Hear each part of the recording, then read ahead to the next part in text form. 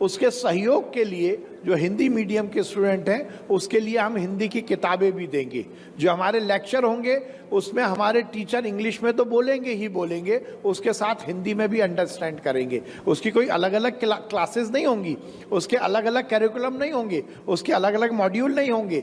जो एनएमसी के मॉड्यूल है उसी का हम ट्रांसलेशन कर रहे हैं और उसका हम हिंदी की किताबें तैयार कर रहे हैं। और पूरे देश में नहीं, पूरी दुनिया में हमारी इसके बारे में तारीफ हो रही है।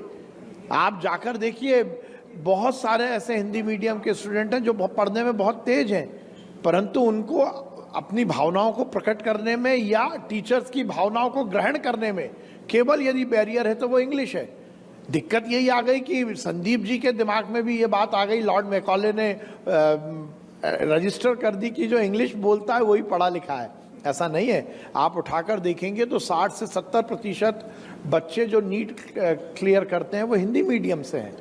तो हम तो ये एक बड़ा काम कर रहे हैं। फिर मैं कह रहा हूँ, हम एक पैरेलल व्यवस्था, एक वैकल्पिक व्यवस्था दे रहे हैं। हम इंग्लिश को अलग नहीं कर रहे, बल्कि इंग्लिश की जो किताबें हैं अब वो हिंदी में भी रहेंगी। और उसमें भी हमने ये निश्चित किया है कि उसके जो टेक्निकल वर्ड है उसको हम देवनागरी में लिखेंगे, उसको इंग्लिश को हम हिंदी रूपांतरित नहीं करेंगे।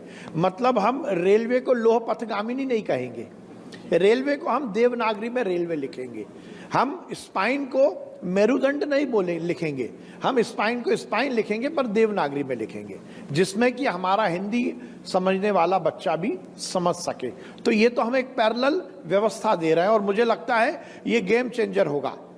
ये ध्यान रखिएगा आप, ये मेडिकल की पढ़ाई और हमारे डॉक्टर की गुणवत्ता के लिए गेम चेंजर होगा। और मध्य प्रदेश में मुझे इस बात का फक्र है कि हम मध्य प्रदेश देश का पहला राज्य होने वाला, और हम अगले महीने से करेंगे। लगभग 60-70% काम हो गया, हमारा वैलिडेशन का काम चल रहा है। वैलिडेशन पूरा होने के बाद हम फर्स्ट ईयर के 3 सब्जेक्ट एनाटॉमी, फिजियोलॉजी और बायोकेमिस्ट्री, इसकी तीनों किताबें लेके आएंगे